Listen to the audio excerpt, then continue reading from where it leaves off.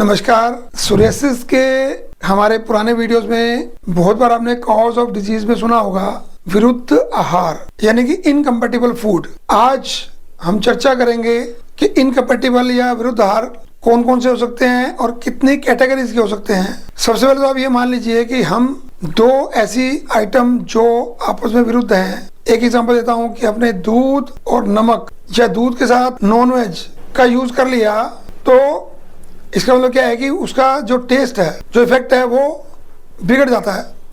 उससे होता क्या है कि आपकी जो डाइजेशन है वो पुअर होती है। जब डाइजेशन पुअर होती है तो आपकी रस धातु विकृत होती है, यानी कि वो पहली धातु जो आपके शरीर को नरिश करती है।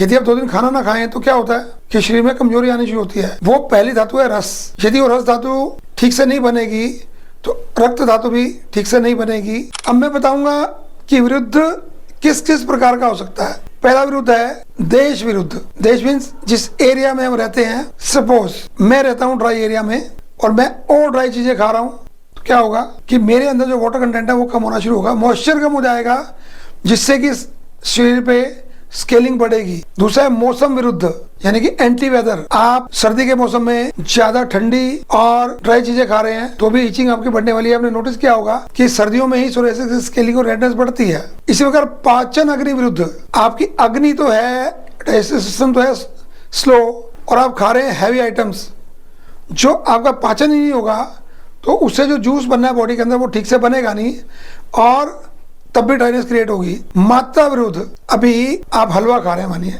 हैवी होता है बहुत, और आपने उसको अधिक मात्रा में खा लिया तो भी वो विरुद्ध कहलाएगा। नेक्स्ट है दोष विरुद्ध। दोष यानी जो बॉडी के 3 दोष हैं, वात पित्त कफ, उनको जो इम्बैलेंस करे उसको बोलते हैं दोष विरुद्ध। अभी बहुत ड्राई चीजें खाएंगे तो क्या होगा, वात बढ़ेगा। बहुत उष्ण चीजें खाएंगे तो पित्त बढ़ेगा, और यदि बहुत हैवी आइटम्स खाएंगे तो कफ बढ़ेगा। उसके बाद संस्कार विरुद्ध यानी पाक विरुद्ध।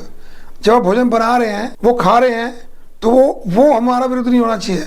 और सबसे बड़ी गलती आजकल के मौसम में, खासकर गर्मी के मौसम में क्या कर रहे हैं कि मैंगो शेक पी रहे हैं। मैंगो और दूध दोनों का कॉम्बिनेशन नहीं है। पहले जमाने में इसलिए होता था कि आम पेड़ के पके होते थे, अभी आम मसाले के पके होते हैं, जो कि वो अंदर से खट्टे होते हैं और बाहर से वो मीठे लगते हैं, पर दूध की तासीर मधुर है, तो आप वो भी विरुद्ध खा रहे हैं। फिर क्या है कि वीर्य विरुद्ध यानी पोटेंसी भी किसी की गर्म है और किसी की ठंडी है। मानिए जिन लोगों को नॉनवेज खाने की आदत है या शराब पीने की आदत है, अब नॉनवेज खा रहे हैं, उसकी तासीर तो है गर्म, साथ में पी रहे हैं दूध या साथ में खा रहे हैं दही, तो यदि आप दोनों का विरुद्ध करेंगे तो क्या होगा, कॉन्स्टिपेशन होगी। जब कॉन्स्टिपेशन होगी तो स्किन में टॉक्सिन्स बढ़ेंगे, बॉडी में टॉक्सिन्स बढ़ेंगे। उसके बाद है शारीरिक अवस्था विरुद्ध।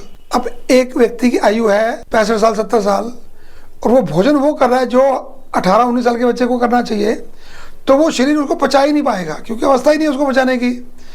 तो हमने ग्रीसी सब्सटेंसेस कब खाने होते हैं, यानी ऑयली सब्सटेंस कब खाने होते हैं, दूध घी, जब हमारे अंदर वात का प्रकोप होता है।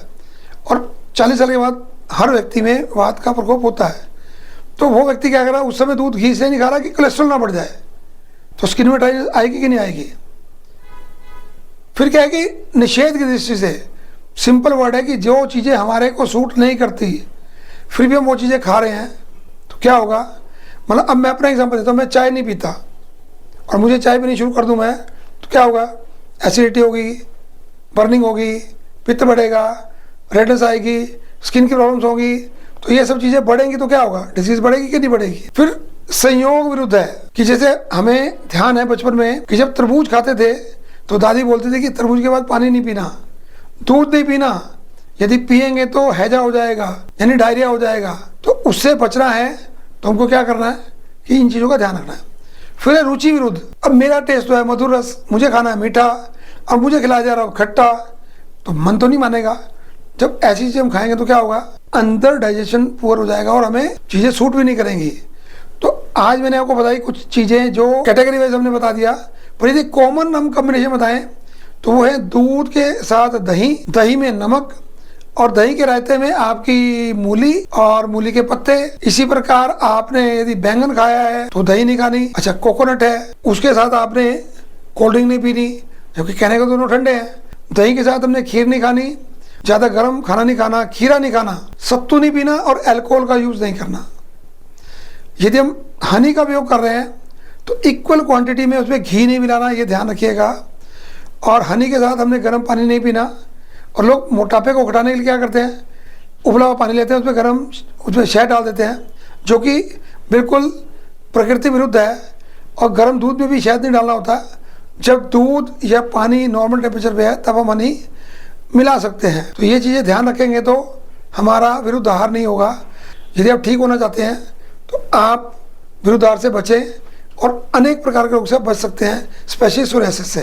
Thank you.